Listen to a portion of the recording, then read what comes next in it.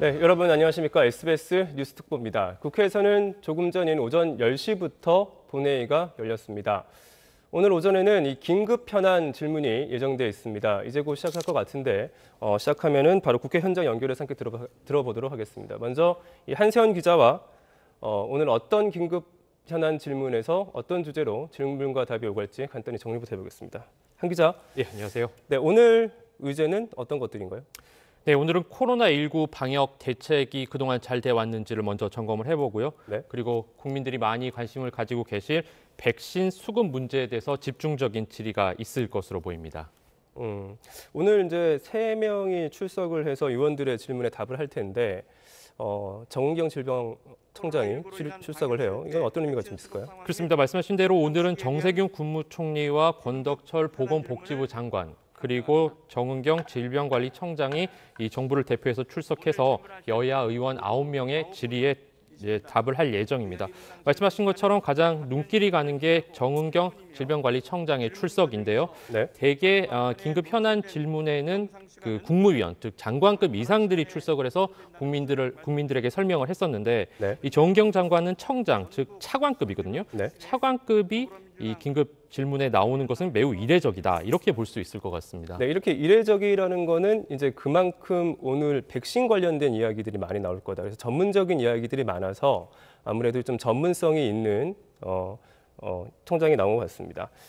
네, 지금 이제 국회에서는 긴급 현안 질문이 곧 시작할 것 같습니다. 국회 현장 연결해서 함께 들어보겠습니다.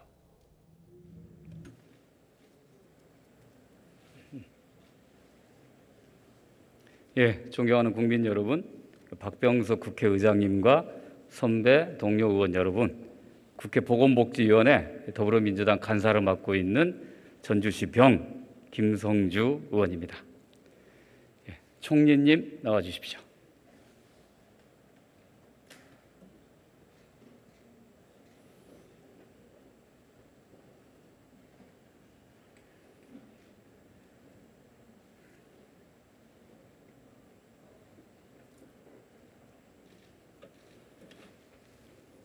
예, 반갑습니다, 총리님. 예, 총리님 취임일이 언제셨죠? 작년 1월 14일입니다. 예, 코로나 첫 확진자 발생한 날이 언제입니까? 1월 20일이었죠. 총리 취임하자마자 불운하게도 코로나 사태를 맞게 되신 거군요. 그렇습니다. 예, 운이 없으셨네요. 글쎄요, 이제 그래도 국민을 위해서 일할 기회를 가진 것은 일만 잘하면 그걸 운이 없다고 표현하지 않는 게 좋을 것 같습니다. 예. 또 2월에 마스크 대란을 겪으셨죠? 그렇습니다. 예. 예, 그건 어떻게 극복하셨습니까? 우선 그 공적 공급 체계를 도입을 했고요. 말하자면 이제 시장 기능에 있던 것을 정부가 관여를 했고, 그래서 수출 금지도 하는 등 필요한 조치를 취했고, 또 그 마스크 오브제를 도입을 했습니다. 그래서 어차피 부족한 물량을 어떻게 꼭 필요한 국민들에게 돌아가게 할 것인가 고민 끝에 마스크 오브제를 도입을 해서 어렵지만 국민의 협조를 받아가면서 상황을 잘 넘겼습니다. 예. 또 작년 2월에 첫 번째 유행인 대구 신천지 사태 때는 그때는 대구로 직접 내려가셨죠? 그렇습니다. 제가 대구에 가서 주재했습니다. 예. 얼마 정도 머무르셨나요? 예, 약 3주 있었습니다. 그때 무섭지 않으셨습니까? 예, 괜찮았습니다. 뭐 대구 시민들과 같이 있었으니까요. 예. 그때 많은 국민들이 두려움을 갖고 있었습니다. 우리나라의 방역 정책에 대해서 K 방역이라고 부릅니다. 그렇습니다. 이 K 방역이라는 이름은 정부가 붙였나요? 정부가 붙이진 않고 외국 언론에서 붙인 걸로 기억합니다. 외국 언론에서요. 네. 네. 근데 사실 K 방역이 대단한 건 아닙니다. 그 대단하다는 의미는 그렇게 복잡한 게 아니다. 그러니까 초기에 진단 키트를 빨리 만들어내고 3T 테스트, 트레이스, 트리트 이거를 잘 한 것이 K 방역의 성과라고 얘기를 합니다. 또 한번 감동이 있었죠. 우한에 있는 우리 교민들을 전 세계를 보내서 데려와서 안전하게 생활치료센터에서 치료한 적이 있습니다. 그때 상황은 어떻게 기억하십니까? 예, 그 3T 전략이 주요했고 우리 방역의 핵심을 투명성, 개방성, 민주성, 그래서 국민들께 소상하게 사실을 보고 드리고 국민들의 협조를 구해서 국민과 함께하는 방역, 그런 노력을 했었고요. 또 국가는 국내에 있는 국민을 보호할 책임도 있지만 해외에 나가서 애쓰고 계시는 이 해외 주재원들이나 또 우리 교포들까지도 우리 정부가 잘 보호해야 되는 것이 정부의 존재 의의다. 그래서 금방 말씀하신 것처럼 중국을 비롯해서 전 세계에 걸쳐서 이 코로나 때문에 걱정하시는 우리 국민들을 국내로 모셔와서 안전하게 이제 코로나로부터 이렇게 차단을 할 수 있었다 하는 것이 정부의 자부심입니다. 예. 그래서 이제 외신도 한국의 방역은 다른 나라의 롤모델이라고 많은 외신들이 평가하기도 했습니다. 자, 그런데 이 코로나는 대한민국에서 여전히 현재 진영형입니다. 우리는 3차 겨울철 대유행을 아주 혹독하게 겪고 있습니다.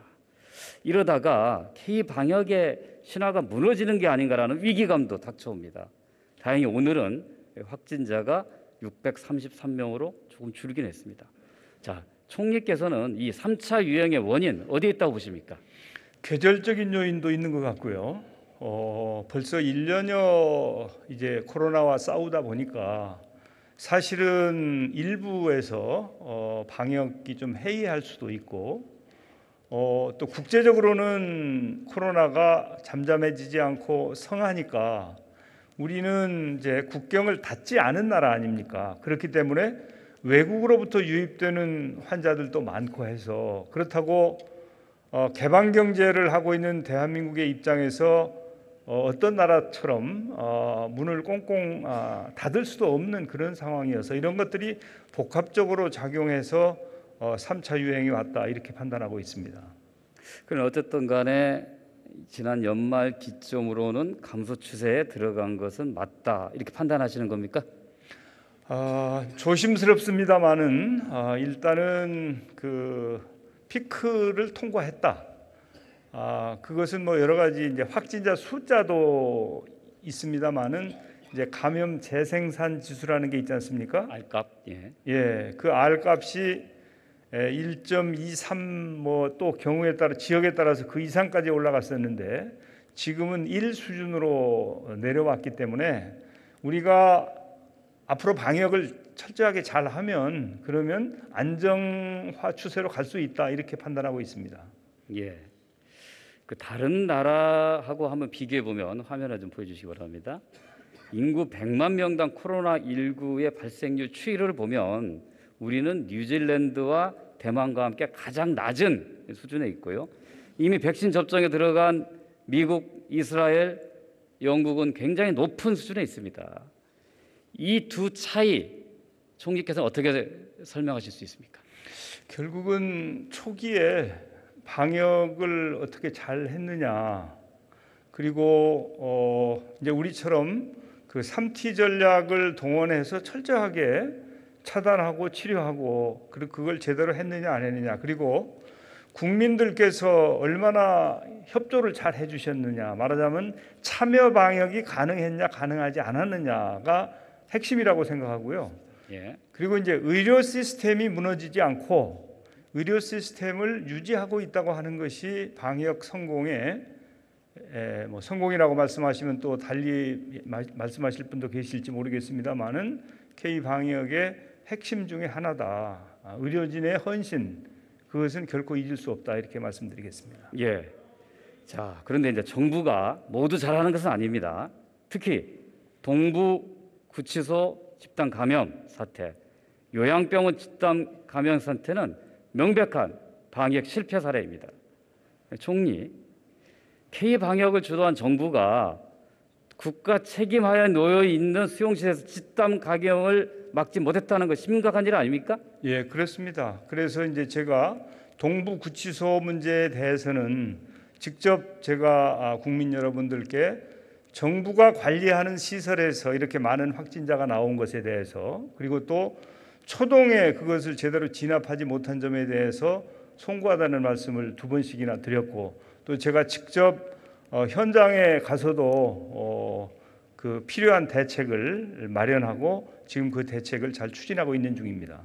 이 자리에서 다시 한번 국민들한테 동부구치소 사태에 대해서 다시 한번 사과하실 의향이 있습니까? 예, 뭐 그거야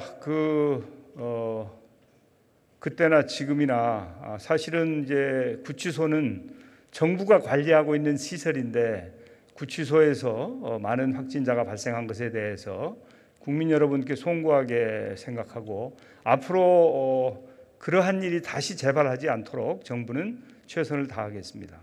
예, 솔직한 인정과 진솔한 사과 좋습니다. 총리님 잠시 들어가시고 정은경 청장님 나오시기 바랍니다.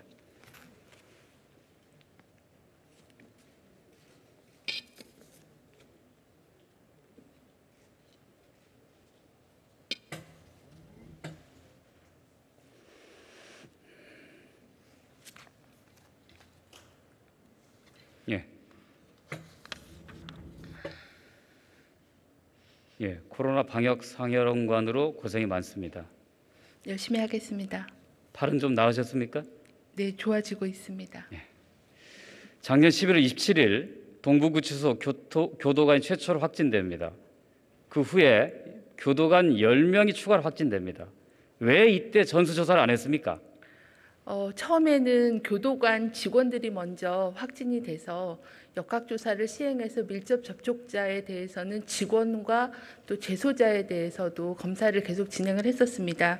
재소자에 대해서도 한 390명 정도 검사를 시행을 했는데 12월 14일까지는 양성으로 확인이 된 재소자는 없었습니다. 그래서 그때까지는 전수조사보다는 밀접 접촉자 중심의 조사를 진행을 했고요. 12월 14일 날 재소자가 한 명 확인되면서 전수조사를 진행하게 되었습니다. 이런 주장이 있습니다. 진작 전수조 때 했다면 대량 감염 사태는 막지 않았겠느냐? 현재는 저희가 감염 경로나 확산된 그 경로에 대해서는 합동 역학조사가 진행 중에 있습니다. 그래서 아마 11월 말에 있었던 유행은 직원을 통한 직원 간의 전염이 있었고 12월 중순에는 아마 신규 입소자를 통한 입소자 간의 전파가 두 가지 유행이 진행된 걸로 보고 있는데요. 좀 더 정밀한 그런 역학조사를 하고 그 원인이나 문제점에 대해서는 말씀을 드리겠습니다. 저희가 이제 그 전수조사에 대해서는 그 시기에 대해서는 지적이 있는 거는 잘 알고 있습니다. 근데 이제 다만 저희가 밀접 접촉자 중심으로 조사를 진행을 했었다는 말씀 다시 한번 설명드리겠습니다. 이런 의문이 있습니다. 전국의 수많은 교도구치소 왜 동부구치소에서만 이런 집단 감염이 발생하는 걸까? 그 이유가 뭡니까? 일단은 그 시점에서는 수도권에서의 그 지역사회 감염이 좀 위험이 높았기 때문에 지역적인 그런 특성이 있고요. 동부구치소 같은 경우에는 아무래도 밀집도가 좀 높았던 그런 그 산밀 환경이 있었다라는 특성과 또 구치소 특성인 경우에는 재소자가 뭐 외부에 법원을 가거나 아니면 외부인을 접견하거나 하는 그런 외부와의 접촉이 좀 더 많았던 그런 특성들이 전파를 하는 위험 요인으로 작용했을 거라고 보고 있습니다. 바로 그겁니다. 교도소와 다르게 재소자들이 자주 드나드는 구치소의 특성에 따라 신규 입소 때 철저한 조사를 했더라면 이와 같은 사태를 막을 수 있지 않았을까요? 현재 그 구치소에서는 신규 입소자에 대해서는 14일간 별도로 격리를 한 후에 다시 일반 재소자하고 같이 이렇게 입시를 하게끔 그렇게 14일간 격리 조치 등은 진행을 했었고 또 증상 여부에 대한 모니터링을 하는 등의 방역 조치는 시행을 하고 있었습니다.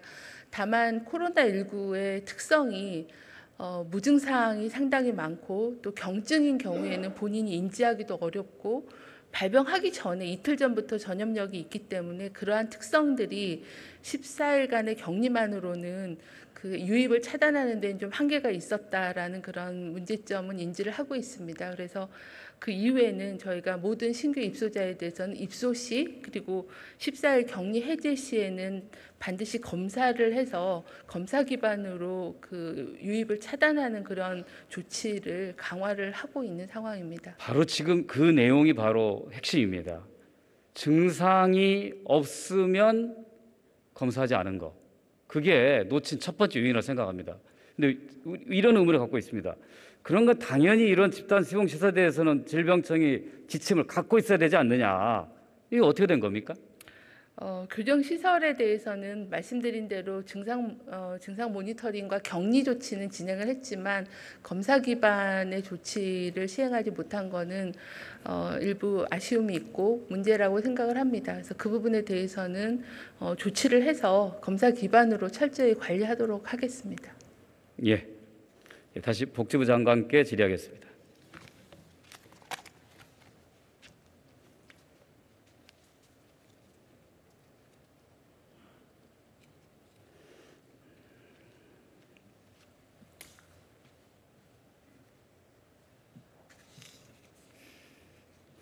예, 저는 지난 10월 국감에서 당시 보건복지부 장관에게 앞으로 확진자를 제로로 만드는 것은 쉽지 않을 것이다.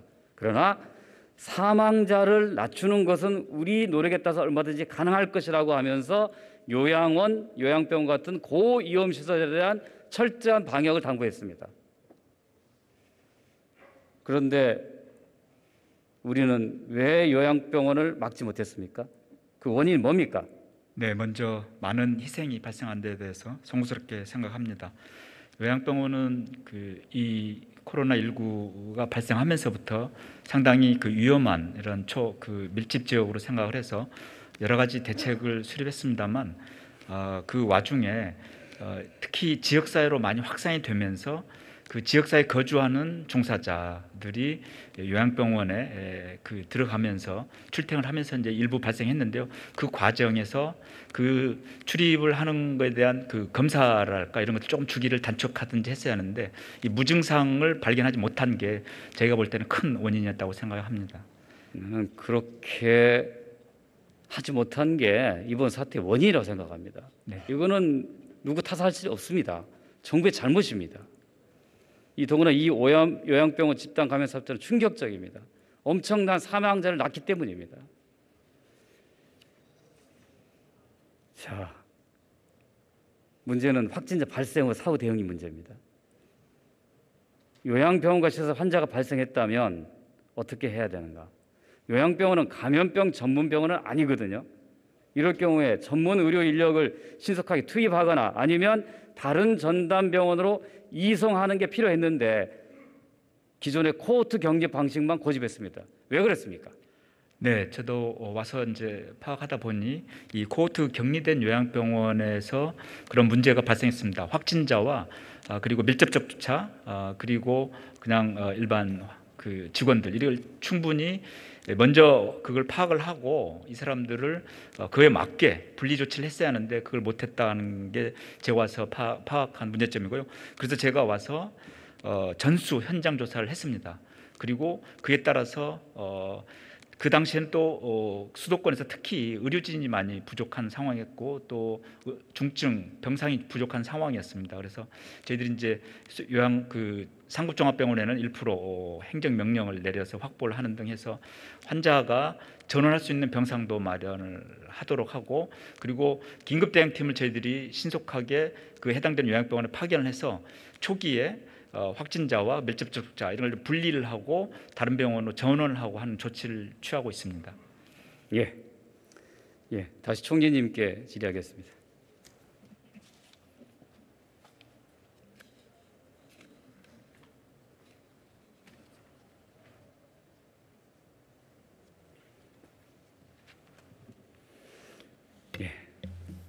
많은 국민들께서 백신에 대해서 궁금해하십니다. 예, 백신 접종 언제 시작합니까?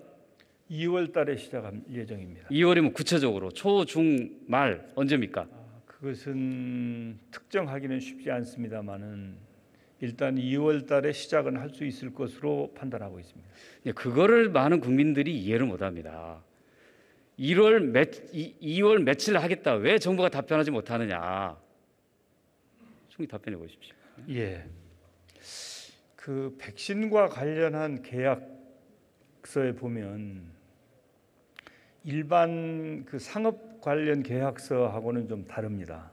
그래서 공급 시기나 이런 부분에 대해서 특정이 잘 안 돼 있습니다. 분기 이런 식으로 되어 있고요.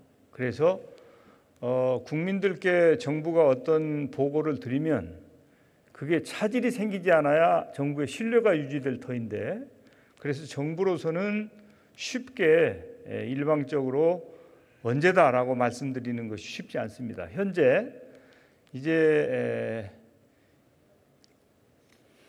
1분기에 어느 정도를 공급하겠다 하는 정도만 되어 있는 것이지, 날짜가 예를 들어서 정확하게 월별로 아니면 주 단위로 이것은 확정이 되지 않은 상태이기 때문에 현재로서는 정부가 2월 후반에 시작합니다. 이렇게만 말씀드리겠습니다.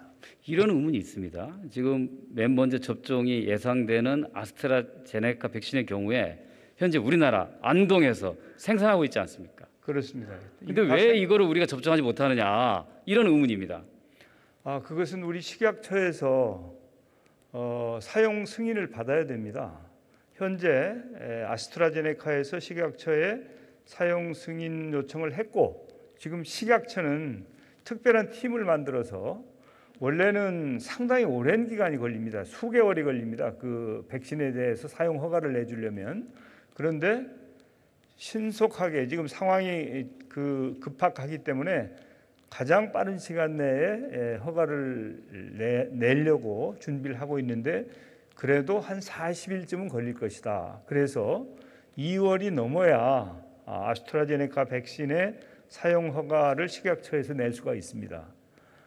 그래서 이제 정부에서는 사용 허가가 2월쯤에는 나올 것으로 생각을 하고, 접종에 필요한 사전 조치를 지금 TF를 만들어서 철저하게 준비를 하고 있습니다. 그런 과정이 거쳐져야 되는 것에 대해서 이해를 하지만, 다른 나라가 접종에 들어가는데 아직 우리가 하지 못하는 것에 대한 국민들의 불안과 불만이 있는 거 아닙니까? 예, 정부는 원래 백신에 대한 계획을 가지고 있었습니다. 이제 성공한 백신을 제때에 필요한 양만큼 확보한다라고 하는 것이 정부의 입장이었습니다. 그런데 백신은 이제 지금 다 외국에서 쓰고 있는 것은 이게 완전히 완결된 것이 아니고 임시 사용 승인을 받아서 쓰고 있는 것이거든요. 그렇기 때문에 우리로서는 원래 K-방역을 중심으로 하고 치료제를 쓰고 수입 백신을 쓰고, 그 다음에 우리가 자체 개발한 백신으로 연결되는 식으로 이렇게 방역 전략을 만들어 왔고, 그 전략에 따라서 그대로 실천을 하고 있는 것입니다, 현재. 그래서 이제 지금 아마 국제사회에서 백신에 대해서 접종 상황을 알고 계실 텐데, 지금 한 달 지났는데 접종 수준이 아주 미미하지 않습니까? 가장 접종을 빨리 하고 있는 것은 이제 이스라엘인데, 거기는 한 달 동안에 한 16% 했지만 다른 미국이나 영국이나 다른 모든 나라들은 1%, 2% 이런 수준에 있어서, 시작하는 시기도 중요하지만 결국은 백신이라고 하는 것은 예방하기 위한 것인데, 바이러스를 언제 국민들의 집단 면역이 만들어질 정도의 접종이 이루어져서 일상을 돌려받을 수 있느냐, 그게 중요하기 때문에 시작하는 것도 중요하지만 누가 가장 먼저 집단 방역 수준의 백신 접종을 끝내고 그래서 일상이 가능한가 하는 게 중요하다고 보는데, 우리 대한민국은 아마도 가장 먼저 코로나19를 극복하는 나라 중에 하나가 될 것이다 라고 하는 자신감을 가지고 지금 백신이든 치료제든 방역이든 철저하게 최선을 다하고 있습니다. 예, 공감합니다. 야당에서는 백신이 먼저라고 하는 걸개는 내걸기도 했지만, 먼저 접종한 게 중요한 게 아니라 얼마나 신속하게 맞춰서 집단 면역이 먼저 생기는 나라가 되는 게 중요하다 그러는데, 그렇습니다. 총리님께서 여기서 한번 시원하게 말씀해 보십시오. 대한민국이 그 부분에서 제일 빠를 수 있다고 자신합니까? 그렇게 계획을 하고 있고요. 아마 금년 가을 이전에 이게 우리 국민들의 60, 70% 정도가 접종을 맞춰서 집단 면역이 가능한 수준에 이룰 수 있을 것이다 이렇게 생각을 하고 있습니다. 그래서 3, 4분기까지는 6, 70%의 접종을 끝낼 계획을 지금 세워놓고 있습니다. 예, 백신 접종을 철저하게 준비하고 신속하게 해서 코로나 총리께서 코로나 극복 총리가 되기를 온 국민과 함께 기대하겠습니다. 그렇게 노력하겠습니다. 다시 질병청장 나와주시기 바랍니다.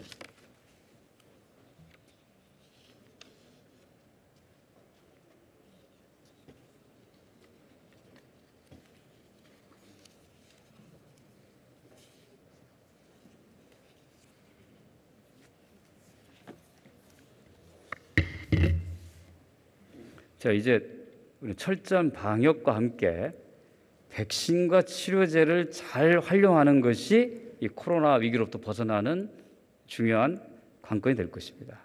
현재 국내 백신과 치료제 개발 도입 현황은 어떻습니까? 현재 그 백신에 대해서는 여러 회사들이 백신 개발을 진행하고 있고 올해 말 정도까지는 좀 더 성과를 내기 위해서 범정부적으로 지원을 하고 있습니다. 진행하고 있어서 아직은 초기 단계이긴 하지만은 범정부적인 노력으로 국산 백신 개발에 최선을 다하고 있습니다. 치료제의 경우에는 항체 치료제와 혈장 치료제 두 가지가 임상 시험을 일단 이상을 마치고 조건부 허가에 대한 거를 검토를 하고 있어서 항체 치료제인 경우에는 2월 정도에는 결과가 나올 걸로 그렇게 기대를 하고 있는 상황입니다. 국내에서 개발 중인 항체 치료제에 대한 임상 데이터는 받아보셨습니까? 네, 현재 임상 2상 결과가 끝나서 아마 다음 주 정도에 국민들께 공개하는 걸로 알고 있습니다. 현재 식약처가 그 허가를 위해서 임상 시험 결과를 진행하고 있습니다. 근데 현재 미국에서는 이와 유사한 치료제인 닐리나 리제노는사의 치료제가 개발된 두 개가 허가를 상태인데 실제 병원에서 잘 활용이 안 된다고 합니다. 그 이유가 뭡니까? 일단은 이제 수입 절차가 진행이 돼야 되기 때문에 이제 수입에 대한 그런 허가나 이런 부분들이 좀 미국 내에서 사용이 잘 안 미국 내에서요. 아마 이제 여러 가지 이유가 있을 것 같은데 대부분은 그 비용의 문제도 있을 수 있을 것 같고요. 그리고 또 임상에 대한 효과가 이제 중증을 예방하는데 얼마나 비용 대비 효과적인가 이런 부분들, 또 임상적으로 사용에 대한 경험들이 쌓여야 의료진들이 그걸 많이 쓰는데 아직은 초기이기 때문에 그런 제약들이 있을 걸로 추정을 합니다. 그 유사한 문제가 우리한테도 있을 수 있다 이런 우려가 있습니다. 코로나 치료에 대한 국민적 기대가 있습니다. 경증 환자가 중증 환자로 넘어가지 않도록 하고 또 사망률을 낮출 수 있을 거라는 기대가 치료제에 대한 기대인데요. 이걸 실제로 투여할 수 있는 환경이 마련돼 있지 않다면 미국처럼 치료제를 투입 못할 수도 있다는 거예요. 이제 우리는 확진되면 생활치료센터나 감염병 전문병원으로 보내는데 자, 어디서 치료제를 투여하는 게 맞습니까? 일단은 항체 치료제의 이제 특징이 경증 환자가 중증으로 이완되는 것을 막아주는 게 주 목적이고 발병하고 가능한 한 초기에 한 7일 이내에 쓰는 게 효과적으로 되어 있습니다. 근데 이제 투약 시점이 늦어지면 투약을 못하게 되기도 하고 효과를 보기도 어려운 그런 측면이 있어서 아마 미국에서도 제약이 되는 부분이 조기 진단이 되는 부분에 대한 장애도 있을 거라고 생각합니다. 우리나라의 경우에도 현재 개발되고 있는 그 항체 치료제가 조기에 쓰여야 효과가 훨씬 있는 거여서 가능하면 진단 시기를 당기는 거, 그리고 50세 이상으로 고위험군인 경우에 중증화될 수 있는 고위험군에게는 전담 병원을 통한 치료, 그리고 생활치료센터에서도 투약이 가능한 그런 체계를 만드는 거, 이런 부분들의 준비가 필요하고 검토를 하고 있습니다. 아무래도 이게 정맥주사제이기 때문에 그런 정맥주사를 할 수 있는 그런 환경들이, 의료적인 환경이 필요한 상황입니다. 예, 수고하셨습니다. 예.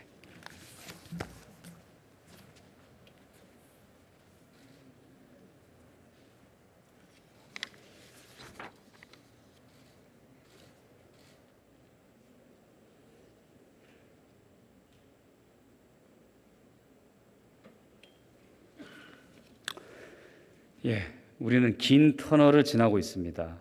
다른 나라에서는 한국이 코로나 위기를 대응하는 모습을 관심 있게 지켜보고 있습니다.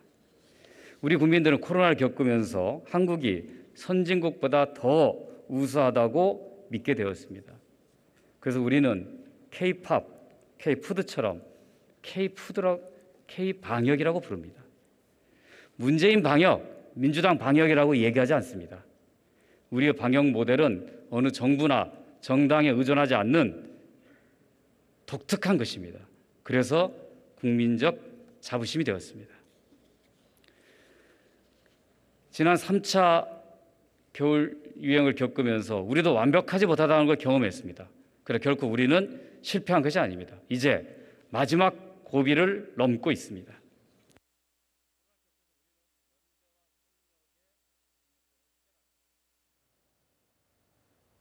정치가 방역에 우선할 수는 없습니다. 대한민국은 개방성과 투명성을 바탕으로 민주주의 힘으로 반드시 코로나 위기를 극복하는 첫 번째 국가가 될 것이라고 하는 확신을 갖고 있습니다. 경청해 주셔서 고맙습니다.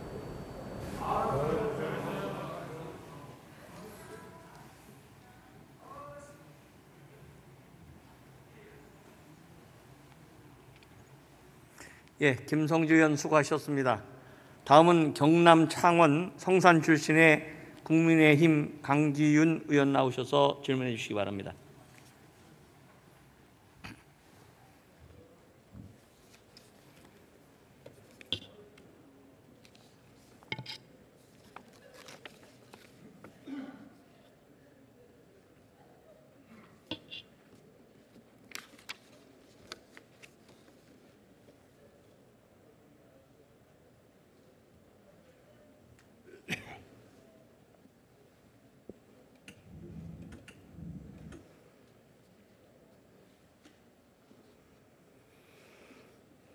네, 참 많은 국민들이 오늘 혈안 질의를 통해서 목마름을 달랠 수 있기를 희망하고 있을 겁니다.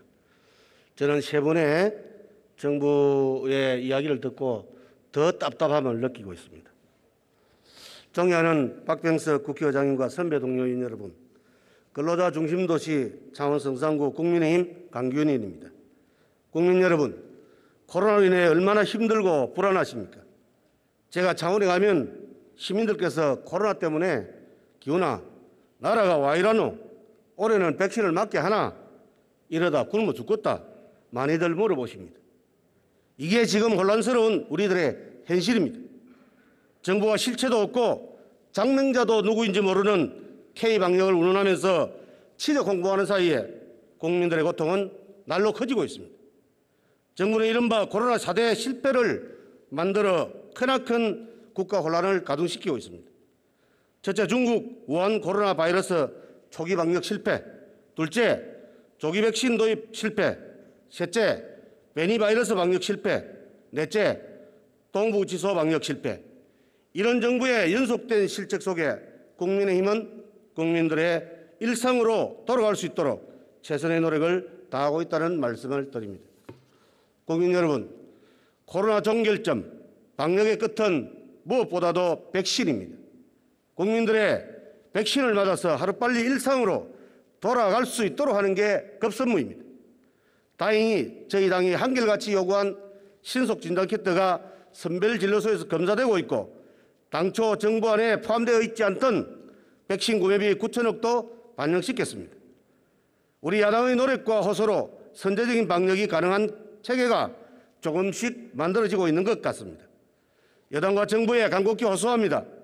지금이라도 야당의 요구, 국민의 목소리를 귀담아 듣고 독선과 아집을 버리고 또 남탓보다는 협치하는 마음으로 정치적인 접근보다는 과학적이고 정직한 자세로 임해주기 바랍니다. 정부의 코로나 4대 실패는 반드시 누군가 진정성 있는 반성을 통해서 잘못을 인정하고 깨우치는 계기가 되어야 합니다. 정부의 진솔한 대국민 사과를 통해 대국민 사과를 강력히 촉구하는 바입니다. 그리고 다시 새롭게 출발합시다. 국무총리 앞으로 나와주시기 바랍니다.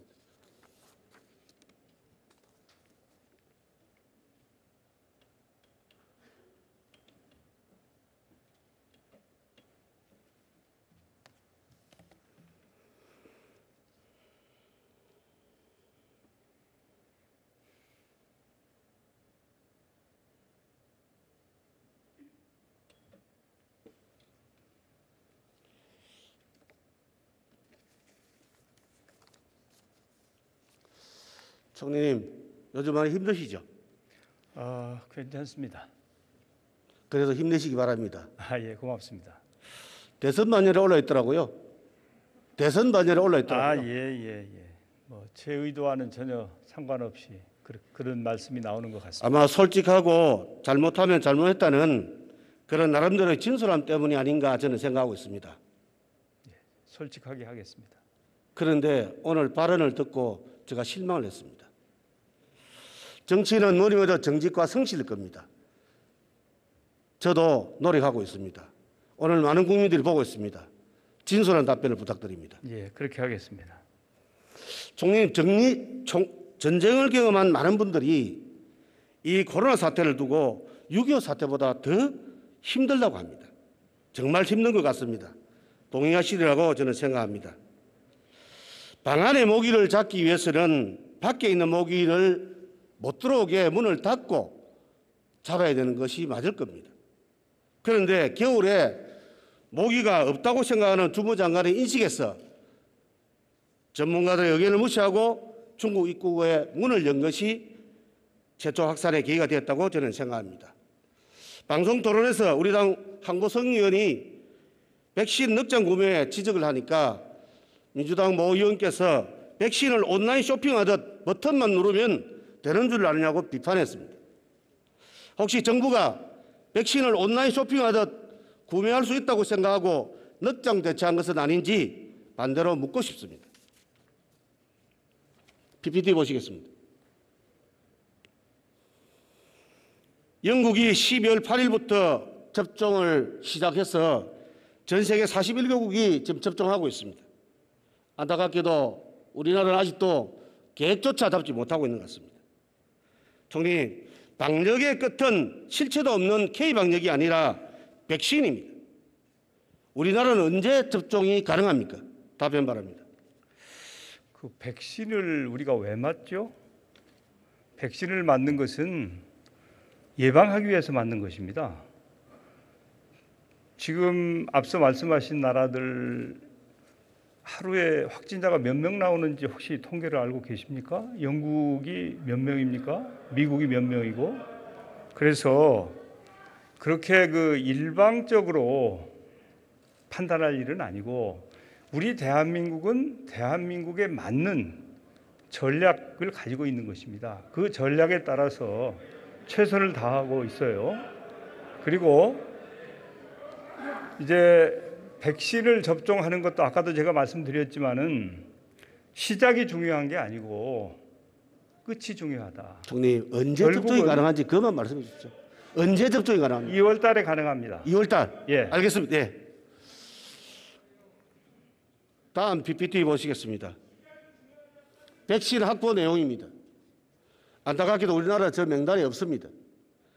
다른 나라들이 입도 선명할 때 우리는 뭐 했습니까? 왜 다른 나라들은 7배, 8배, 5배 이렇게 백신 확보 전쟁에 뛰어들었습니까? 매전 몇 성공입니까? 답변 바랍니다. 우리는 필요한 양을 제때 확보한다고 하는 것이 백신 확보의 전략입니다. 5,600만 명분은 필요한 양을 확보했기 때문에 백신 양에 전혀 문제가 없다는 것이 저의 판단입니다. 그래서 그런 각오를 갖고 있는데 당초 예산에 예산도 편성하지 않습니까? 말이 왔다 갔다 정부 관료들마다 국무총리 말 틀리고 보건복지부 장관 말 틀리고 대통령 말 틀리고 그렇습니까? 왜 말이 틀립니까? 원래 이 4,400만 명분을 확보를 했습니다. 그런데 이제 국민들께서 그리고 귀당에서도 그렇고 4,400만 명분이 혹시 부족한 거 아니냐라고 하는 지적이 있어서 숙의 끝에 증량을 해서 5,600만 명분 계약을 했습니다. 현재 정부의 판단은 5,600만 명분이면 현재로서는 적당한 양보다 많으면 많았지 적지 않다라고 하는 것이 정부의 판단입니다. 제가 묻는 것은 다른 나라들은 왜 이렇게 7배, 5배를 왜 이렇게 확보하는지 그 이유가 뭔지를 물어봤습니다. 그 나라들은 확진자 수가 몇 명인지 확인해 보십시오.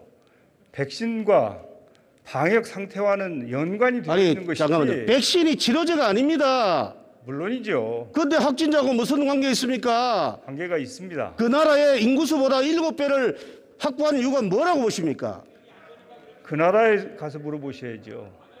우리 대한민국의 경우에는 현재 5,600만 명분이면 부족하지 않다라고 하는 것이 정부의 판단이고, 백신을 공짜로 주는 게 아니지 않습니까? 다 국민 세금으로 사는 거 아닙니까? 그러면 정부는 언제 어느 정도의 물량을 계약하는 것이 최선인지를 판단해 가지고 해야 되는 것이지, 남의 나라가 하는 것이 무슨 그렇게 중요합니까? 물론 참고는 합니다. 그렇지만 이 우리 대한민국의 경우에 5배, 6배 사야 될 이유가 없고요. 그리고 앞서 우리 질병관리청장도 말씀하신 것처럼 우리는 투트랙 전략입니다. 수입 백신과 국내에서 백신을 개발하고 있습니다.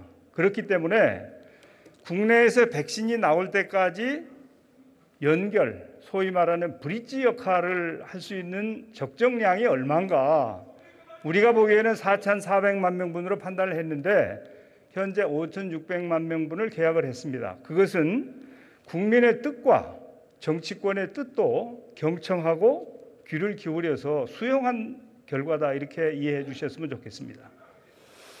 총리, 앞으로 답변을 제가 드리면 예. 국민들이 화가 날 것 같아서 앞으로는 총리의 질문을 하지 않겠습니다. 지금 많은 국민들은요, 빚을 내서라도 백신을 맞아야 된다고 생각하고 있는데 아니, 그렇게 생각하고 있습니다. 아니 백신을 2월 달에 맞지 않습니까?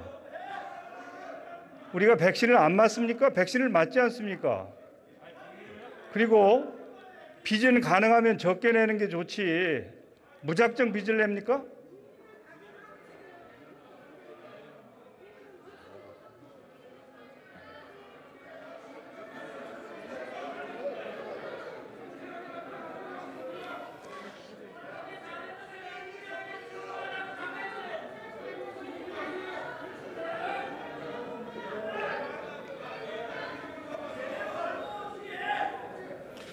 PPT 보시겠습니다. 백신 도입이 한 분기 늦어지면 GDP 53조 원이 감소되는 거 있다고 한국경제연구원이 밝혔습니다. 재난지원금보다는 백신을 도입해서 국민들을 하루빨리 일상으로 돌려보내야 합니다. 다음 PPT 보시겠습니다. 저렇게 대통령은 9월 달에 지시했다고, 첫 지시했다 그러고, 또 본부장은 아직 접종 사항을 보고하겠다.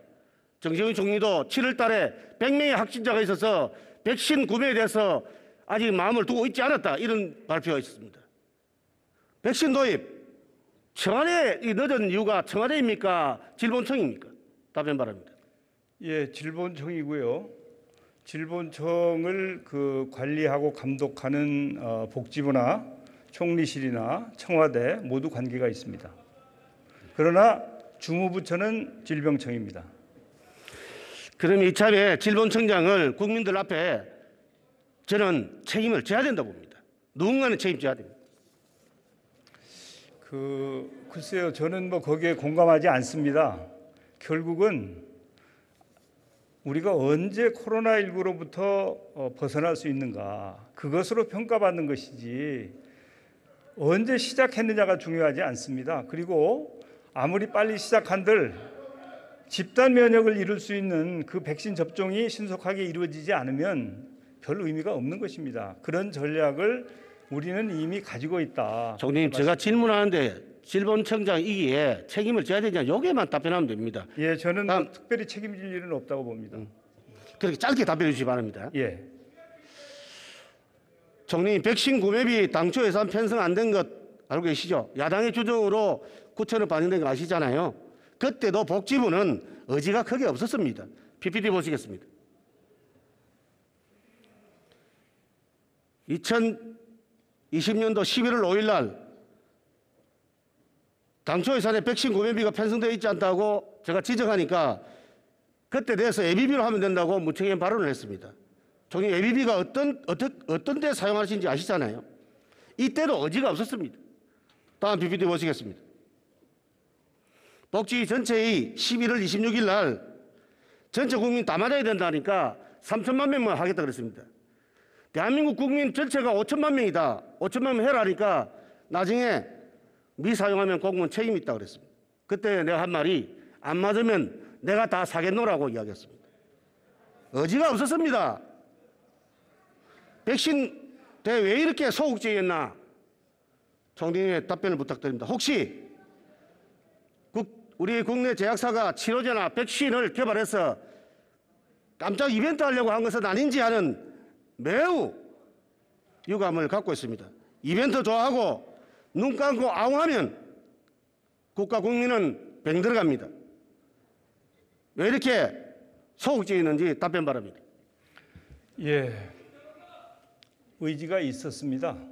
의지가 있었기 때문에 작년 6월에 백신 TF를 만들었습니다. 정부 내에 백신 TF를 만들어서 작년 6월부터 가동을 했습니다. 의지가 없으면 TF를 만들었겠습니까?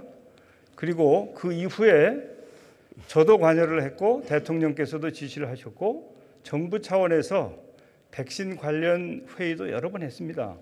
그렇기 때문에 의지가 없다라고 하는 말씀은 전혀 공감하기 어렵고, 단 우리의 방역을 위한 정부의 전략은 K-방역을 철저하게 실천한다. 그래서 확진자 숫자를 최소화한다. 그 다음에는 치료제를 활용한다. 그 다음에 수입 백신을 쓴다. 그리고 국내 백신도 꼭 개발에 성공해서 수입 백신의 사용량을 최소화하면서 국내에서 백신을 어떻게든지 자립해 본다라고 하는 전략을 가지고 있었습니다. 국내에서 치료제나 백신을 개발해서 쓰고자 했던 것이 잘못된 것이다 이렇게 말씀하시면 거기에 대해서는 드릴 말씀이 없습니다.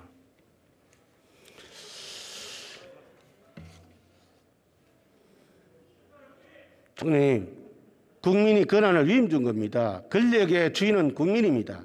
백신 구매 내용 저 국회의원도 모릅니다. 자료 제출 안 합니다. 비밀의 해석 사항이라고 합니다. 반드시 구체적인 내용을 국민 앞에 소상히 밝혀야 합니다. 혹시 늦게 구매함으로써 타국에 비해 비싸게 구매한 것 때문이 아닌지 하는 의구심을 갖고 있는 국민들도 많다는 것을 생각해 주시기 바랍니다. 다음 서울 동부구치소 건입니다. 예, 제가 한 말씀 드릴까요? 아니 나중에. 예, 좋습니다. 예. 동부구치소 건입니다. 마스크 공급도 되지 않고 돈을 주고도 살 수 없었다고 합니다. 수용자 가족들은 내부와의 통화도 되지 않아서 아우성이라고 합니다. 영치금 줄어드는 것을 보고 아 우리 아들이 살아있구나 하는 그런 안타까움을 갖고 있습니다. 인권을 저순한다는 문재인 정부 민낯을 보는 것 같습니다. PPT 올라오겠습니다. 살려주세요. 총리님 보셨죠? 이것이 지금 그분 한 분의 목소리가 아니라 국민들의 목소리입니다. 동부구치소 1월 7일 기준 1142명 확진자, 50% 가까이 확진되었습니다. 국가가 직접 관리하는 공간에서 대규모 확진자가 발생했습니다. K방역 자랑할 수 있습니까? 국민들의 목소리를 철저히 외면하는 K방역은 K는 죽음을 뜻하는 킬이 아닌가 생각하는 분들이 많습니다. 정부가 관리하는 시설에서 감염되었다면 국가가 배상 책임이 있습니다. 총리 어떻게 책임지시겠습니까? 답변해 주시죠. 예, 제가 그랬고 또 장관이나 관계자들이 이 문제에 대해서는 정부의 부족함에 대해서 시인하고 국민께 사과드렸습니다. 그리고 나서 이제 똑같은 일이 재발되지 않도록 필요한 조치를 잘 취했습니다. 이렇게 보고를 드리고요. 앞으로 이 문제에 관련해서는 시시비비도 가려져야 될 것이고 법적 책임도 있으면 물어야 될 것이다 이렇게 생각합니다. 대안을 제가 한 12가지 만들었는데 이건 자료로 총리 드릴 테니까 예. 반드시 검토해서 좀 해주시기 바랍니다. 예, 대안을 주십시오. 그렇게 하겠습니다.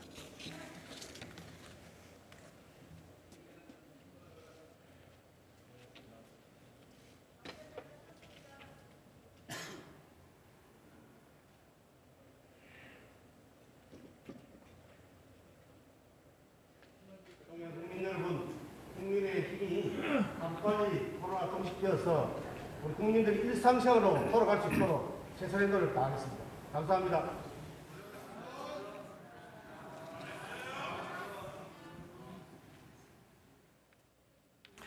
예, 강기윤 의원 수고하셨습니다. 다음은 경기 화성병 출신의 더불어민주당 권칠승 의원 나오셔서 질문해 주시기 바랍니다.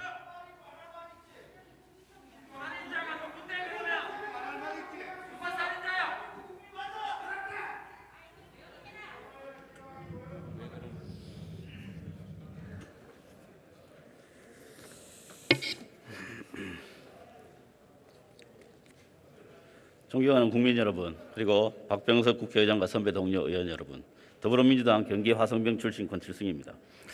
이 자리를 빌어 생업의 어려움을 감내하면서 방역 지침에 동참하고 계신 많은 분들과 코로나 현장에서 악정고투하고 계신 의료진 분들께 각별한 감사의 말씀을 드리겠습니다. 총리께서는 답변서로 나와주시기 바랍니다.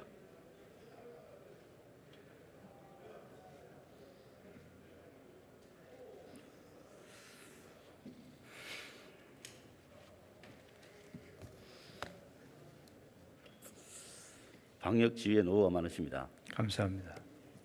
오늘 이 자리에서도 K-방역 실패에 대한 사과 요구가 있었습니다. 이뿐만이 아닙니다. 제1야당의 대표께서도 지난달 14일 대통령과 정부는 K-방역 실패에 대해서 진심으로 사과하라 이렇게 말씀을 하셨습니다. 알고 계시죠? 예, 알고 있습니다. 코로나 방역과 관련해서 사실 가짜뉴스가 어마어마하게 창궐을 했습니다. 저는 그중에서도 가장 큰 가짜뉴스는 대한민국의 방역이 실패했다고 주장하는 것이라고 봅니다. 일부 언론은 물론이고 제1야당까지 여기에 동참을 하고 있습니다. 방역과 백신은 과학인데도 불구하고 정치화되고 말았습니다. 동의하십니까? 예, 동의합니다. K방역은 국민들의 협조를 바탕으로 과학적인 소견과 투명성을 그 원칙으로 해서 지금까지 추진되어 왔습니다. 지난번에 총선을 코앞에 두고도 신속하고 광범위한 원칙적 방역 활동을 정부는 했습니다. 그리고 그 과정을 투명하게 공개했습니다. 그 결과 전 세계 방역의 표준이 되었고 전 세계로부터 많은 칭찬을 받았습니다. 이웃나라 올림픽을 앞둔 일본, 대선을 앞둔 미국이 그런저런 일정을 감안해서 불투명하게 방역을 하는가 아닌가 하는 그런 많은 의혹들이 있었습니다. 그렇지만 대한민국은 투명성 그리고 과학적 근거에 의해서 성공적 방역을 했습니다. 저는 이러한 정부의 태도가 방역을 성공하는 데 큰 요인이었다 이렇게 보는데 총리께서는 어떻게 생각하십니까? 예, 부족함이 없기야 했겠습니까? 동부구치소 같은 일도 일어나서 참 민망하기 짝이 없는데 지난 1년 동안 정부가 방역을 추진해 오면서 그리고 제가 중대본부장 역할을 했는데 최선을 다했습니다마는 부족함도 당연히 있었겠죠. 그렇지만은 이제 국제사회나 WHO 아니면 OECD 같은 데서는 그래도 한국이 최선을 다했다. 그리고 나름대로 평가받을 부분도 있다라고 하는 점에 대해서는 자부심을 느끼면서 그러나 부족한 점에 대해서는 성찰하고 앞으로 잘못되는 일이 없도록 최선을 다해야 되겠다는 각오로 저뿐만 아니라 공직자 모두가 정말 열심히 노력하고 있습니다. 그렇습니다. 자료를 좀 올려주시기 바랍니다. 지금 이 자료는 소위 3050 클럽입니다. 제가 일부러 돈도 많고 힘도 센 나라들만 골랐습니다. 3050 클럽에 대해서 아시죠? 예, 압니다. 예, 국민소득이 3만 불이 1인당 국민소득이 3만 불이 넘고 인구가 5천만 명이 넘는 나라입니다. 전 세계에 우리나라가 2018년에 가입하기 이전에 6개 국가밖에 없었습니다. 저 나라들이 지금 현실이 어떻습니까? 참담합니다. 저 나라들의 특징은 약 100년 전에 3대 3으로 편짜서 2차 세계대전을 했던 나라입니다. 그 이후에 지금까지 전 세계를 쥐락펴락하는 나라들 맞죠? 그렇습니다. 예, 다음 페이지 한번 보십시오. 이 나라들이 전 세계 1일 확진자의 48%를 차지하고 있습니다. 저 6개 국가는 G7에 모두 가입되어 있는 나라들입니다. 그야말로 전 세계가 부러워하는 선진국들이죠. 그런데 평균 확진자가 517만 명입니다. 평균 사망자 10만 3천 명입니다. 우리나라 어떻습니까? 이게 이틀 전 통계입니다. 총 확진자는 6만 6천 명이고 사망자 1,046명입니다. 우리나라는 코로나 의심 혹은 호흡기 증상이 의심이 있는 사망자에 대해서도 코로나 검사를 합니다. 그렇죠? 예, 그렇습니다. 사망 후에 확진되신 분도 여러 분 계십니다. 그렇습니다. 한국은 이렇게 철저하게 방역 그리고 투명하게 방역을 하고 있습니다. 도대체 얼마를 더 잘해야 잘한다는 이야기를 하실지 저는 이해가 안 됩니다. 이거는 비교를 해야 되는 겁니다. 부분적으로 잘못된 부분들에 대해서는 당연히 대책을 찾고 사과할 부분 사과해야 됩니다. 그렇지만 이 전체적인 이런 문제에 좀 조용하십시오. 그 자료 안 보입니까?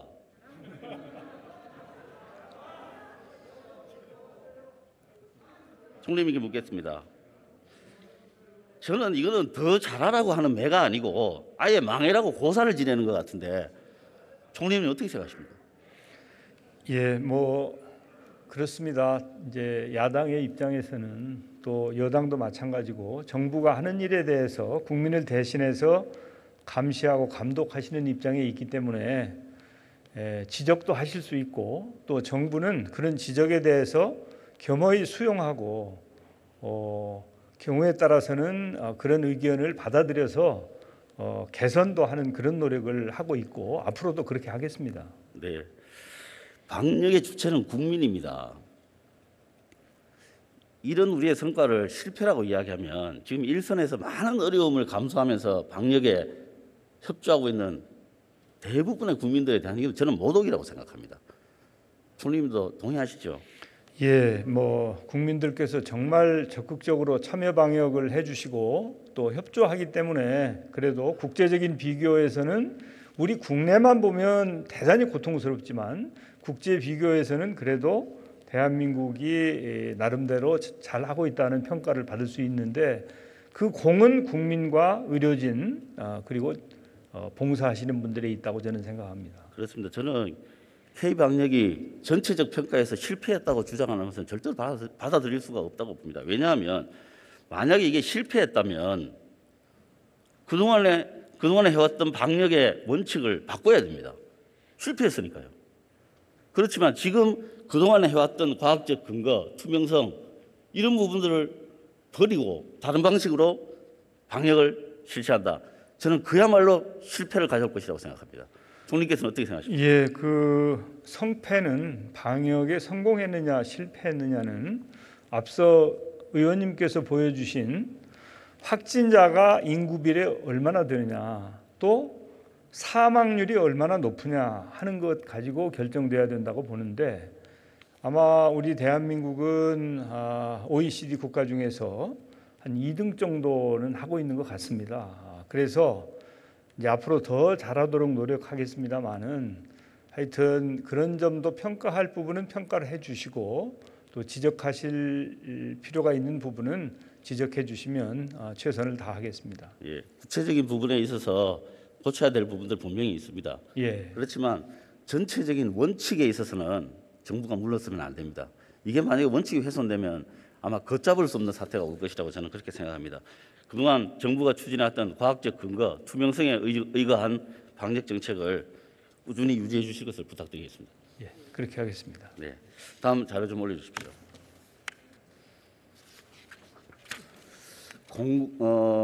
다음에 집합 금지와 관련된 건입니다. 이런 문제들에 있어서는 여러 가지 개선할 문제들이 많이 있다고 생각을 합니다. 이 집합 금지 제한 혹은 집합 금지 이런 업종들이 지금 형평성에 논란이 있는 거 잘 알고 계시죠? 예, 알고 있습니다. 예, 어제 개선 대책을 내놓으셨는데 간단하게 설명 좀 부탁드리겠습니다. 예, 그 사실은 우리 방역 당국에서는 필요한 지침이나 기준을 최선을 다해서 만들고 집행을 하고 있습니다만은 이제 현장에서 느끼기에는 이게 공평하지 않다, 좀 억울하다 이런 부분들이 있습니다. 그래서 가능한 한 이 정책을 자주 바꾸는 것은 바람직하지 않지만 명백하게 오류가 있다고 판단이 되거나 또 현장에서 수용성이 떨어지는 부분에 대해서는 신속하게 필요한 조치를 취해 주는 것이 옳다고 판단이 되어서 저는 방역 당국의 그런 취지로 필요하면 어떤 결정을 하였으니까 관료적으로 그걸 고집할 게 아니고 인정할 것은 빨리 인정하고 수정하는 노력을 하자, 그런 취지로 제가 중대본 회의에서 지시를 했고 그런 노력을 지금 펼치고 있습니다. 그래서 아마 조만간 그래도 좀 형평성이나 공정성 이런 것 때문에 걱정하시는 국민들이 좀 마음이라도 편해지시지 않을까, 그렇게 기대하고 있습니다. 그렇습니다. 제가 좀 아쉽게 생각하는 부분은 이 문제점이 발견되면 전체를 다 담아내지는 못하더라도 순간순간이라도 그때그때 빨리빨리 대책을 내세우는 것, 이게 정말 굉장히 필요하다고 생각합니다. 가끔 이 공무원 조직이 커서 그런지 동작이 느린 경우들이 많지 않습니까? 예. 좀 신속하게 대응할 수 있도록 총리님께서 특별히 좀 신경 써주시기 바랍니다. 예, 이제 제가 한 가지 말씀드릴 수 있는 것은 중대본 회의를 매일 합니다. 매일 토요일도 하고 일요일에도 합니다. 그런데 그 중대본 회의에는 전국의 광역지자체와 기초지자체, 소방청, 경찰청 등 거의 방역과 관련된 모든 기관이 참여해서 화상으로 매일 회의를 합니다. 그 회의를 통해서 정보가 공유되고 의사결정도 그 자리에서 가능하면 합니다.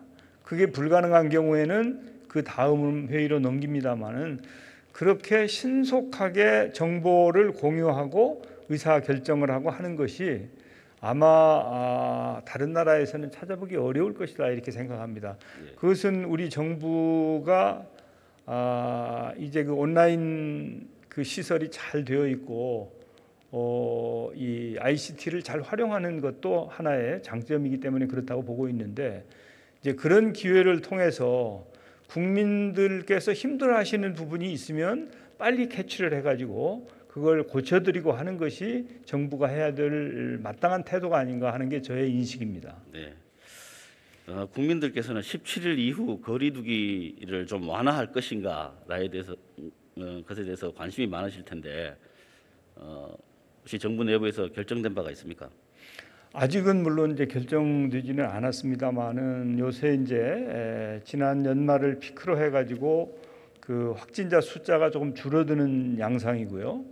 감염 재생산 지수도 1 수준이기 때문에 혹시 이런 것들이 조금 더 개선이 되면, 앞으로 열흘여 남았기 때문에 개선이 되면 그러면 이제 검토를 해야 된다고 생각합니다. 왜냐하면 국민들께서 고통과 또 긴장을 그리고 규제를 계속 오랫동안 유지하면은 피로감이 있고 그런 규제의 효과성이 떨어지거든요.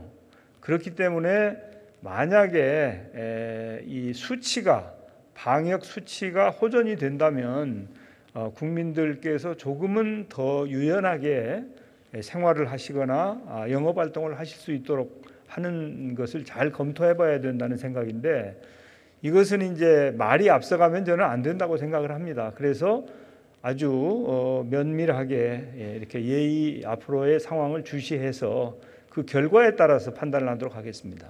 네, 그렇습니다. 이 거리두기 완화는 만약에 이게 특별한 근거 없이 여론에 밀려서 만약에 완화를 하게 되면 머지않아 조만간에 더 강도 높은 거리두기를 할 수밖에 없는 것이 현실 아닙니까? 그렇습니다. 그런데 한 가지 문제가 있습니다. 이 과학적 판단 하에 특정 업종에 대해서 만약에 제한 조치를 유지해야 된다고 판단이 있으면 지금 그게 우리가 핀셋 방역 아닙니까? 그러면 그 핀셋 방역에는 핀셋 보상책이 필요하다고 생각합니다. 그래서 그런 부분에 대해서는 좀 더 면밀하게 정부에서 좀 관찰을 하시고 정책을 만들어 주시기 바랍니다. 예, 그래서 이제 3차 재난지원금이 1월 11일부터 집행이 될 터인데요. 거기에는 이제 맞춤형 지원이다. 그래서 정말 그 꼭 필요한 데에 필요한 재원을 투입하는 쪽으로 정부가 작년 12월, 그러니까 상황이 악화될 때 그때부터 앞으로 이걸 어떻게 할 것인가를 거의 한 달의 준비를 해가지고 내놓은 대책입니다. 그래서 그 대책이 힘들고 어려운 자영업자나 소상공인들에게 조금이라도 도움이 됐으면 하는 바람입니다. 예. 17일 이후에 거리두기에 만약에 변화가 있다면 또 새로운 국면이 열리고 보상 체계도 새로운 방식을 찾아야 할 것이다라는 생각으로 드리는 말씀입니다. 예, 알겠습니다. 그런데 현행 제도를 보면요, 이 보상 체계에 좀 문제가 있습니다. 어떤 문제가 있냐면 이 감염병의 예방 및 관리에 관한 법률을 보시면 이렇게 되어 있습니다. 감염자가 방문을 하거나 혹은 감염자가 발생한 이유로 폐쇄 조치를 하면 그 손실은 보상을 해줍니다. 그런데 예방적 차원에서 집합 금지라든가 영업 제한을 한 경우에는 현재 그거를 보상하는 법적 제도는 없습니다. 그래서 이런 부분도 국회에서도 제도를 빨리 만들어야 된다고 생각하고 정부에서도 지금 버팀목 지원처럼 실제로 어려운 사람들에게 갈 수 있는 여러 가지 제도적 방안도 만들어 놓는 것이 필요하다 이렇게 생각합니다. 예, 동의하시죠? 현재 우리가 가지고 있는 법과 제도에 그런 그 허점이 있는 것은 사실입니다. 그런 부분은 점차 보완해 나갈 필요가 있다고 생각합니다. 네. 다음 자료를 좀 올려주십시오. 공공의료와 관련된 이야기입니다. 우리가 메르스나 코로나19 같은 감염병을 겪으면서 공공의료에 대한 요구가 많이 증가했습니다. 근데 이 공공의료가 한때 코로나 확진자의 한 80% 정도를 진료했다고 하는 그런 자료도 있습니다. PPT를 보시면 이게 국민건강보험공단의 연구 자료입니다. 1970년에 공공병상의 비중이 43.3%였습니다. 그런데 2018년에는 이게 10%로 추락했습니다. 4분의 1 이하로 추락했습니다. 같은 기간에 경상의료비 중에서 공공재원의 비중은 9.1%에서 59.8%로 상승했습니다. 그래서 이 공공재원이 증가하는 동안 공공의료시설은 왜소화됐다는 것이 이게 그냥 극단적으로 보입니다. 그리고 또 광주나 대전, 울산, 세종은 아직 지방의료원도 없는 상태입니다. 그래서 향후에 강력한 감염병이 닥칠 경우에 이런 추세로 계속하면 속수무책이 될 가능성도 있어 보입니다. 공공의료 확대에 대해서 총리께서 견해를 말씀해 주십시오. 예, 이번 감염병 과정을 거치면서 우리가 공공의료의 비중이 너무 낮다. 그것은 시설도 그렇습니다만은 인적 자원도 그렇습니다. 그래서 정부는 공공의료 확충 방안을 만들어서 이미 발표를 했고, 특히 이제 의료진 등등과 관련해 가지고는 의료계와도 대화도 시작을 했습니다. 그리고 이제 공공병원, 특히 그 지방의료원을 신설하려고 하면 이게 경제 논리 때문에 예타를 통과를 못합니다. 그래서 중앙정부나 지자체가 보기에 당연히 이것은 지방의료원이 설립이 되어야 되는데 예타가 통과가 안 되니까 세월만 가고 확충이 안 되는 어려움이 있어서 최근에 국무회의에서 3개 지역에 대해서 대전 등 3개 지역에 대해서 예타를 면제하는 것을 의결을 했습니다. 그리고 정부에서 예산 지원도 하고 또 지자체에서도 적극적으로 노력을 해서 그 확충을 하도록 결정이 되어 있는데, 앞으로도 추가적으로 공공의료의 시설이나 인적 자원이나 이런 부분들이 확충이 되어서 공공의료가 옛날처럼 40%까지는 못 가더라도 현재 수준의 10%에서는 빨리 좀 상향 조정돼야 된다고 생각합니다. 네, 공공의료 확대 요체는 의대 정원 확대 그리고 공공의대 신설입니다. 그런데 이 부분이 의협과 합의하도록 그렇게 지금 되어 있습니다. 합의가 잘 안 될 경우에 대비한 B 플랜도 꼭 짜주시기 바랍니다. 예, 합의가 잘 되도록 최선을 다하고 있습니다.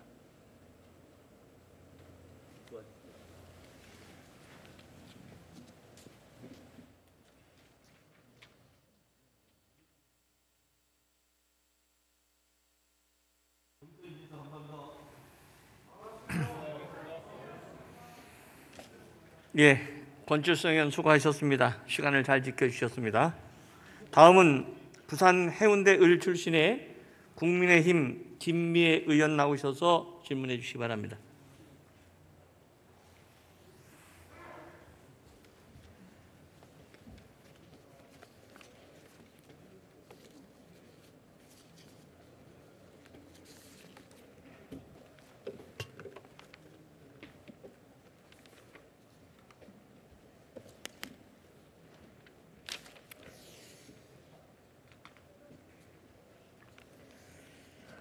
존경하는 국민 여러분, 박병석 의장님을 비롯한 선배 동료 의원 여러분, 부산 해운대의 출신 김미애 의원입니다.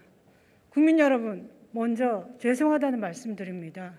정치는 국민께 평안한 일상을 돌려드리는 것인데 정말 그러지 못해서 죽고 싶은 심정을 제가 매 주말마다 지역에 가서 제 이웃과 보면서 정말 미안했습니다. 우리에게 지난 1년은 코로나 지옥이었습니다. 그 절망감에 스스로 목숨을 끊는 안타까운 사연도 여러 접했습니다. 국민들은 정부의 방역 정책을 믿고 고통을 감내하며 마스크 착용, 거리 두기 등 방역 수칙에 협조했습니다. 하지만 돌아온 건 코로나 없는 혹독한 겨울입니다. 그런데 이 지옥이 언제 끝날지 몰라 더 절망스럽습니다. 코로나의 긴 터널이 보이지 않는 지금, 국민들은 국가의 존재 이유를 묻습니다. 왜 이런 대접을 받아야 하냐고 분통을 터뜨립니다. 희망으로 가득 차야 할 새해 벽두, 무겁고 엄중한 마음으로 이 자리에 섰습니다. 다시 한번 국민께 평안한 일상을 돌려드려야겠다는 사명감과 책임감으로 질문하겠습니다. 총리님 나와주십시오.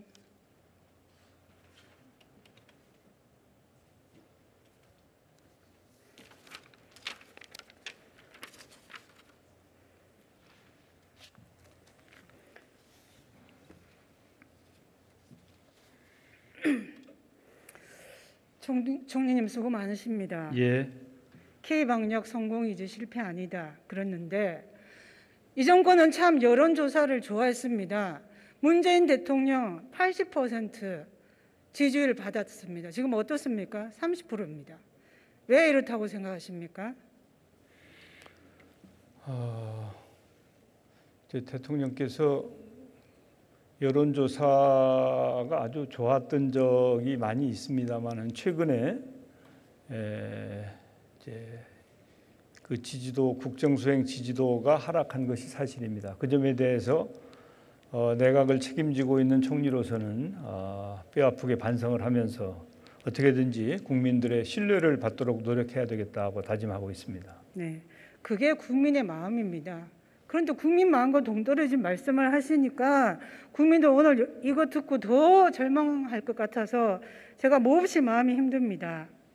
코로나 5기에 해당하는 지금 단기간에 전국적으로 코로나가 대규모 유행으로 번졌고 사망자 및 위중증 환자는 급증했습니다. 누적 사망자 1,000명 넘었고 최근 한 달 440명이 사망했고 병상 대기 중 사망자가 10명이고 한 달 사이에 8명이 돌아가셨습니다. 전문가들은 가을 겨울 대유행을 지난 봄부터 경고했고 지난해 4월에 정은경 총장님도 같이 언급한 바 있습니다.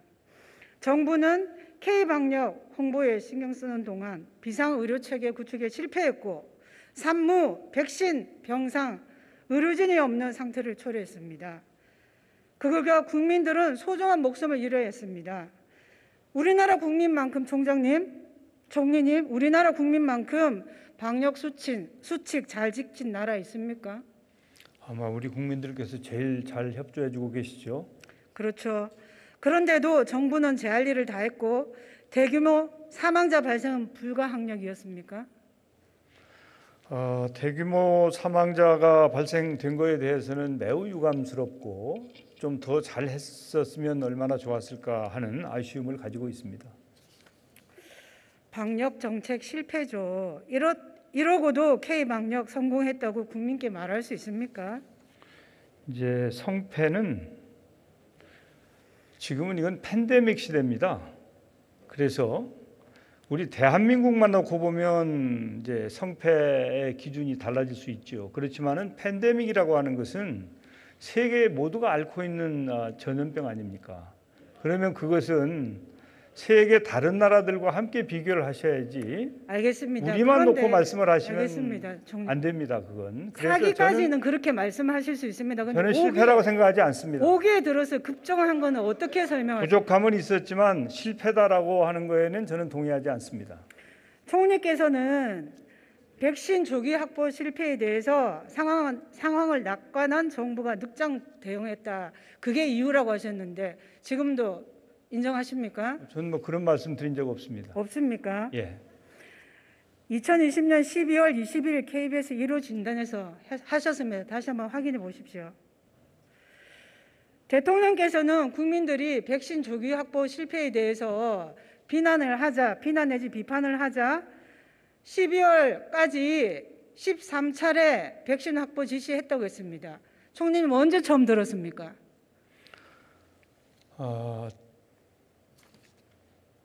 뭐 제가 그 대통령께서 지시하신 내용을 다 메모하거나 기억하고 있지는 못해서 뭐라고 말씀드리기는 어렵습니다만은 대통령께서는 당연히 백신에 대해서 관심도 가지시고 필요한 지시도 하셨다 이렇게 알고 있습니다. 중대본 본부장 누구십니까? 제가 중대본부장입니다. 13번 리스트를 한번 보십시오. 주구장창 백신 및 치료제 자체 개발을 강조했고 해외 백신 구매 관련 지시는 9월 이후에 4차례에 불과합니다. 총리님, 그럼 왜 주요국들은 4월부터 백신 확보를 위해 총력을 다하는데 우리는 하지 않은 특별한 이유가 있습니까? 우리가 작년 6월에 TF를 만들었습니다.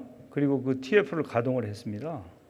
그래서 우리 대한민국은 백신 확보는 물론이고 방역을 어떻게 할 것인가, 어떻게 코로나19를 극복할 것인가에 대한 우리 나름대로의 로드맵을 가지고 있는 것입니다.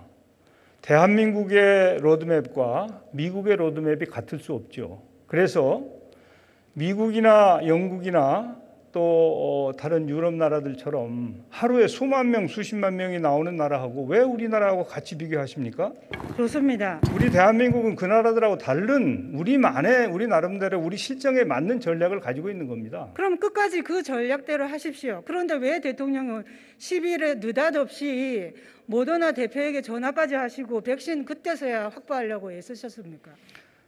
정부, 제가 아까도 말씀드렸습니다마는 원래 우리 정부는 실무진의 의견은 3천만 명 정도면 인구 5천만의 60%이기 때문에 집단 면역이 가능하다. 그리고 우리는 국내에서 백신 개발을 위한 노력을 하고 있기 때문에 3천만 명분이 적당하다라고 하는 판단이었는데 제가 알고 있기로는 대통령께서 네, 지금까지 국회에서 진행 중인 긴급 현안 질문 함께 들었습니다.